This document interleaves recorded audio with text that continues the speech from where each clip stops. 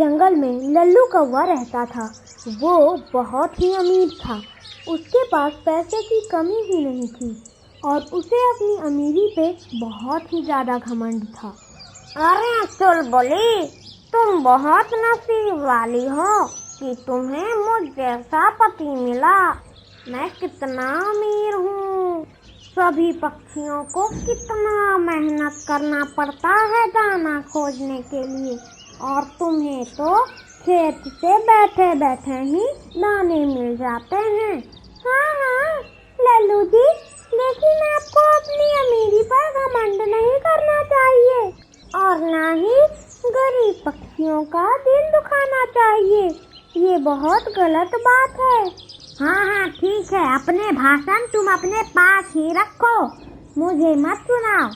लल्लू कौवा चुलबुली की बात अनसुना कर देता है, क्योंकि उसे गरीब लोगों को परेशान करने में कुछ ज्यादा ही मजा आता था। उसी जंगल में टुनटुनी नाम की एक चिड़िया भी रहती थी। बड़ी मुश्किल से वो अपने 2 बच्चियों का गुजारा कर पा रही थी और उन्हें पाल रही थी। वो बहुत ही गरीब थी। चिंकी मिंकी, तुम लोग यहीं रहना और कहीं जाना मत। मैं अभी जंगल से कुछ लकड़ियाँ लेकर आती हूँ, क्योंकि ठंड बढ़ रही है ना, और हमारा घोंसला ऊपर से खुला है।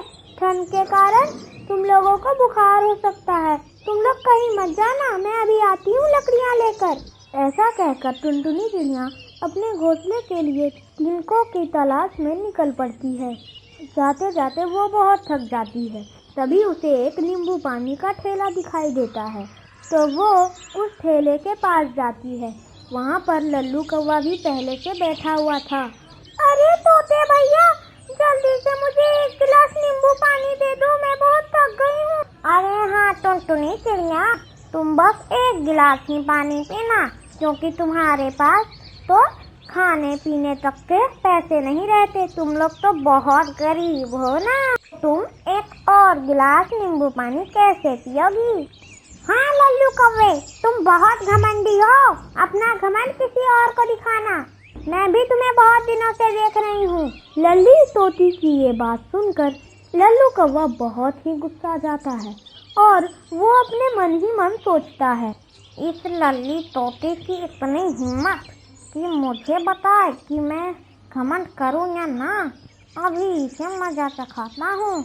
अरे ओ लल्ली तोती, जल्दी से मुझे 4-5 गिलास नींबू पानी शरबत पिला दे। ठीक है, देती हूँ मैं। हाँ जल्दी दे। फिर लल्ली तोती लल्लू कौवे को नींबू पानी पिलाए ही जा रही थी और उसने फटाफट से सारे नींबू पानी खत्म कर दिए। अरे ओ लल्लू कौवे, जल्दी से मेरे पैसे दे दे।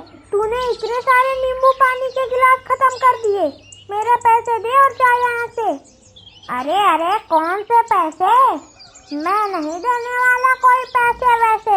अरे देखो, ऐसा मत करो, मेरे पैसे दे दो, नहीं तो मेरा बहुत बड़ा घाटा हो जाएगा। मैं तो चला, मैं नहीं दूंगा कोई पैसे। और इतना कहकर लल्लू कौवा वहाँ से चला जाता है। लल्ली बहन, तुम चिंता मत करना, एक ना एक दिन देखना, इसे अपने कर्मों की सजा और अपने घमंड की सजा जरूर मिलेगी। इसी तरह कुछ महीने बीत जाते हैं और सर्दियों का मौसम आ जाता है। टुनटुनी चिड़िया बहुत परेशान थी, क्योंकि उसने अभी तक अपना मकान पक्का नहीं किया था और इस बर्फबारी में उसके मासूम बच्चे बीमार हो सकते थे। वो अपनी बेटियों के साथ ठंड में कांप रही थी। मुझे बहुत ठंड लग रही है। ये घोंसला तो गर्म भी नहीं है और आपने पक्का मकान क्यों नहीं बनाया? मम्मा, बहुत ठंड लग रही है मुझे। पिंकी बेटा, तुम चिंता मत करो, तुम अपनी बहन पिंकी के साथ ही रहना, मैं अभी आती हूँ। और इतना कहकर टुनटुनी चिड़िया वहाँ से चली जाती है और एक पेड़ पर जाकर बैठ जाती है। हे भगवान, अब मैं अपनी बेटियों को ठंड से कैसे बचाऊं? भगवान कुछ रहम कर, नहीं तो मेरी बेटियां ठंड से मर जाएंगी। वो रो ही रही होती है कि तभी टुनटुनी चिड़िया को लल्लू कौवे का टूटा फूटा घर दिख जाता है और वो सोच, अरे वाह, ये तो कितना अच्छा मकान है। अगर मैं इसकी मरम्मत कर दूं तो ये तो बिल्कुल अच्छा हो जाएगा। लेकिन ये तो लल्लू कौवे का है। वैसे छोड़ो, वो तो यहाँ रहता भी नहीं है। मैं अपनी बेटियों को यहाँ रख सकती हूँ ठंड से बचाने के लिए। ऐसा सोचकर टुनटुनी चिड़िया जाकर उस घर की मरम्मत करने लगती है और फिर मरम्मत करने के बाद वो अपनी बेटियों को उस घर में ले आती है। पिंकी पिंकी बेटा, ये घर कितना आरामदायक है, लेकिन ये घर हमारा नहीं है, ये लल्लू कौवे का घर है।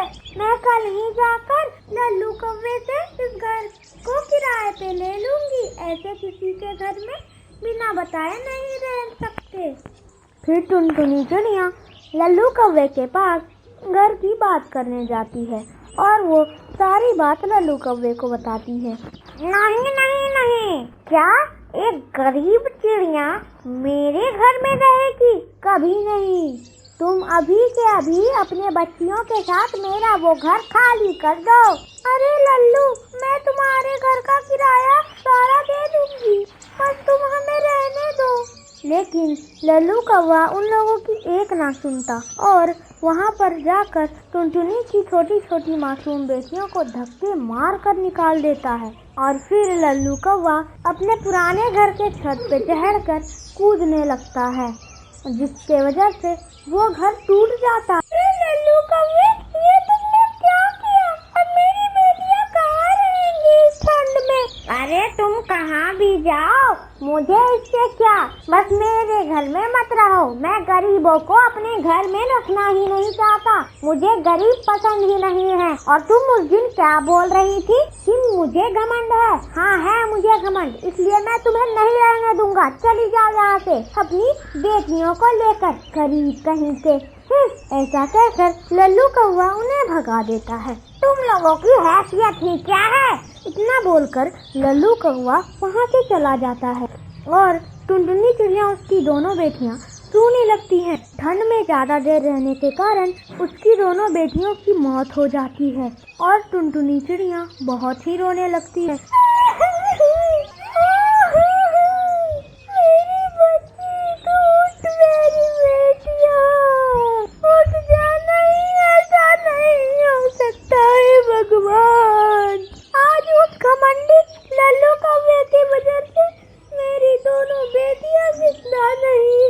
इधर लल्लू कौवा अपने घर आकर अपनी पत्नी चुलबुली से कहता है, अरे चुलबुली, मैं कुछ दिनों के लिए अपने भाई के घर जा रहा हूँ, इसलिए तुम अपना और मेरे इस अंडे का ख्याल रखना। इतना बोलकर लालू कौवा वहाँ से चला जाता है। इसी तरह एक सप्ताह बीत जाता है और चुलबुली कौवी के अंडे से एक नन्हा कौवा बाहर निकलता है। अरे वाह, ये कितना प्यारा बच्चा है, मैं इसका नाम गुड्डू रखूंगी और जब लल्लू कौवा घर आएगा तो मैं उसे गुड्डू से मिलवाऊंगी। इसी तरह एक महीना बीत जाता है और पूरे एक महीने के बाद लल्लू कौवा वापस अपने घर आता है। तभी उसे एक नन्हे मुन्ने घोंसले पर नन्हे मुन्ने पक्षी खेल कूदते हुए दिखाई देते हैं। अरे ये गरीब नन्हे पक्षी कितने शोर मचा रहे हैं, इतने गरीब और इतना शोर। रुको, मैं इन्हें अभी मजा चखा कर आता हूँ। उन्हीं नन्हे मुन्ने पक्षियों में गुड्डू कौवा भी खेल रहा था, लेकिन गुड्डू कौवा न ही अपने पिता लल्लू कौवे को पहचानता था और न ही लल्लू कौवा अपने बेटे गुड्डू कौवे को पहचानता था। फिर अरे तुम गरीब पक्षी इतना शोर मचाते हो, रुको अभी तुम्हें बताता हूँ मैं। फिर लल्लू कौवा ऐसा कहकर उन लोगों के नन्हे से घोंसले को जिस पर वो लोग खेल रहे थे उसे तोड़ देता है और सभी पक्षी नीचे गिरने लगते हैं। लेकिन सभी पक्षियों को उड़ना आता था और गुड्डू कौवा बहुत छोटा था, इसलिए उसे उड़ना नहीं आता था और वो जमीन पर गिर जाता है। इतनी ऊंचाई से गिरने पर उसकी वहीं पर मौत हो जाती है। फिर लल्लू कौवा अपने घर आ जाता है। अरे चुलबुली, हमारा अंडा कहाँ गया? हमारे अंडे में से तो हमारा नन्हा कौवा निकल गया होगा ना। हाँ हाँ लल्लू जी, हमारा बच्चा तो कब ही इस अंडे से निकल चुका है। चलिए चलिए, मैं अभी आपको दिखाती हूँ। वो बाहर खेल रहा होगा। इतना कहकर चुलबुली कौवी लल्लू कौवे को बाहर लेकर जाती है। अरे ये मेरे बच्चे को क्या हो गया? ये तो पेड़ से नीचे कैसे गिर गया? ये तो मर चुका है। चुलबुली कौवी की ये बात सुनकर लालू कौवे को बहुत बुरा लगता है, क्योंकि ये सारा कुछ तो उसी ने किया होता है।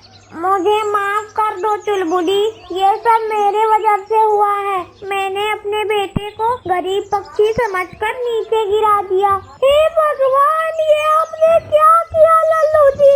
आप बहुत बुरे हो। आप एक घमंडी पक्षी हो और आपने अपने ही बच्चे को मार दिया। मैं एक घमंडी पक्षी के साथ नहीं रहना चाहती। मैं जा रही हूँ हमेशा हमेशा के लिए।